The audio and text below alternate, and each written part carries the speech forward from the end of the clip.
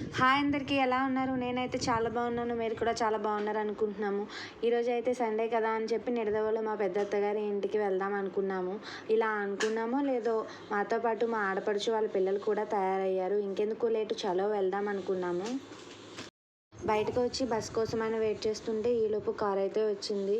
ఏం చేద్దామని ఆలోచించేలోపే అత్త కార్ ఎక్కేయచ్చు అనింది. సర్లే ఏదైతేనే బస్కి అయితే కారే కంఫర్ట్గా ఉంటుంది కదా అని చెప్పి మేమైతే కార్ ఎక్కేసాము. కార్ ఎక్కాక చూడాలి. మా పిల్లల హడావిడి అయితే మామూలుగా లేదు. వీళ్ళు చేసే హడావిడికి, అల్లరికి ఆ డ్రైవర్ అయితే భయపడ్డాడు. వీళ్ళు ఎప్పుడైతే కారు దిగుతారా బాబు అని అనుకొని ఉంటాడు. అండ్ మేము కూడా అలానే అనుకున్నాం. ఈ పిల్లలు చేసే హడావిడి, అల్లరి భరించలేక ఎప్పుడు వస్తుందిరా బాబు ఇల్లు, ఎప్పుడు దిగుదామా అని చెప్పి మేము కూడా వెయిట్ చేస్తున్నాం. మేము ఇలా అనుకుంటూనే ఉన్నాం. ఈలోపు మా పెద్దత్తగారి ఇల్లు అయితే వచ్చింది. ముందైతే ఇంట్లోకి వచ్చి ప్రశాంతంగా కూర్చుని ఉన్నాము. పిల్లలు అయితే ఆడుకుంటున్నారు. మేమైతే జస్ట్ కూర్చొని ఉన్నాము. ఈలోపు మా పెద్దత్తగారు అయితే వచ్చారు. ఈమె మా పెద్దత్తగారు. అత్త అయినా కానీ నన్ను అయితే అమ్మలానే చూసుకుంటుంది. ఇలా వచ్చామో లేదో మా చిచ్చర పిడుగులు అయితే ఆటలు మొదలు పెట్టేశారు. మామూలుగా ఆడట్లేదు. ఇల్లునే ఒక ప్లే గ్రౌండ్ చేసి ఆడుకుంటున్నారు.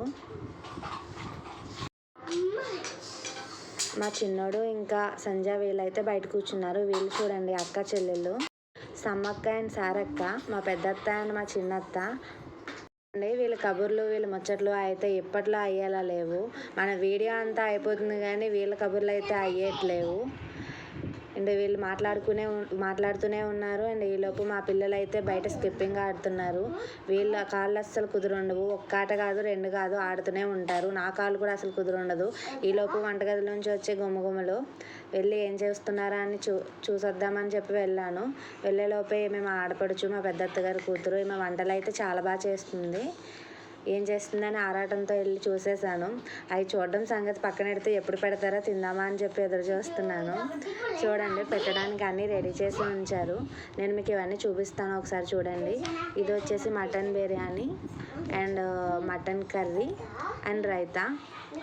ఈ అమ్మాయి అయితే వంటలు అయితే చాలా బాగా చేస్తుంది. నేను చాలాసార్లు టేస్ట్ చేశాను. అండ్ ఇప్పుడు కూడా ప్లేట్లో బిర్యానీ వడ్డిస్తుంది. మా పిల్లలు చూడండి, ఎప్పుడు బిర్యానీ పెడతారా అని చెప్పి చూస్తున్నారు.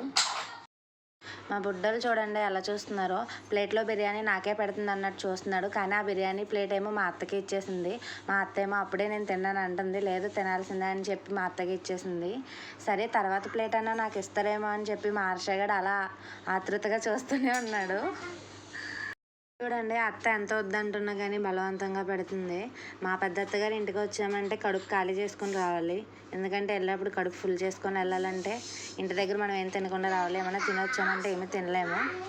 అండ్ నెక్స్ట్ ప్లేట్ అన్నా హర్షకి ఇస్తుందని చెప్పి ఎదురు చూస్తున్నాడు హర్ష. అండ్ ఈ ప్లేట్ ఎవరికి వెళ్తుందో మనం కూడా చూద్దాం. అండ్ ఈ ప్లేట్ అయితే సంజయ్కి వచ్చింది. సంజయ్ ఈ ప్లేట్ అయితే తీసుకుంది.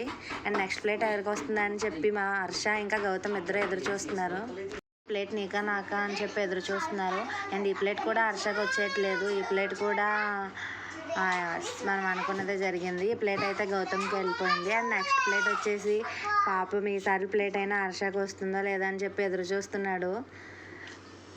ఓకే, ఈసారి అయితే హర్షకి వెళ్ళింది ప్లేట్. హర్ష అయితే ఈ ప్లేట్ తీసుకొని వెళ్తున్నాడు అక్కడ నుంచి. అండ్ ఈ అమ్మాయి వచ్చి మా ఆడపడుచు కూతురు. తన పేరు, ఈ బొడ్డమ్మ పేరు అయితే భవ్యశ్రీ. అండ్ నెక్స్ట్ వచ్చేసి వీళ్ళందరూ మా ఫ్యామిలీ మెంబర్స్ అందరూ చూసారా మేమందరం వరద బాధితుల్లో ఎలా తింటున్నామో. ఇలా ఈ సండే అంతా కూడా మా అత్త వాళ్ళ ఇంటి దగ్గర చాలా హ్యాపీగా గడిచింది. అండ్ మీరైతే ఈ సండేని ఎలా ఎంజాయ్ చేశారో, ఎలా గడిపారో నాకైతే కామెంట్ చేయండి. బాయ్.